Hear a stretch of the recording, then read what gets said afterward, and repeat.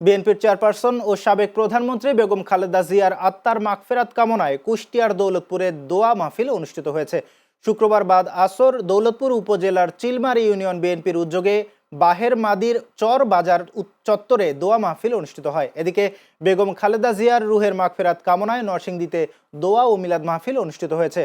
শুক্রবার দুপুরে নরসিংদীর শিলমান্দিতে দোয়ার আয়োজন করা হয়। এ সময় বক্তব্য রাখেন শিলমান্দি ইউনিয়ন বিএনপির সহসভাপতি মোগল মিয়া সহ অনেকে।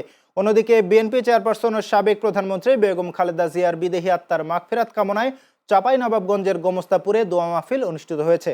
শুক্রবার বিকেলে গোমস্তাপুর উপজেলার রহনপুর এবি সরকারি উচ্চ বিদ্যালয় মাঠে উপজেলা ও পৌর স্বেচ্ছাসেবক দলের আয়োজনে দোয়া মাহফিল অনুষ্ঠিত হয়। এছাড়া সাবেক প্রধানমন্ত্রী বেগম খালেদা জিয়ার রুহের মাগফিরাত কামনায় চাঁপাইনবাবগঞ্জে দোয়া ও মিলাদ মাহফিল অনুষ্ঠিত হয়েছে।